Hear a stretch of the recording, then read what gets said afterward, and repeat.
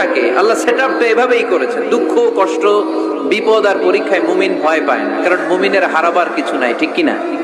আমাদের জীবনে যদি বিপদ নেমে আসে আমরা কি চিন্তিত হই? কথা বলেন। আমরা তখন সবর করি, কি করি? আর সবরের সওয়াব আছে না নাই? কারণ মুমিন জানে রাত যত গভীর হয় অন্ধ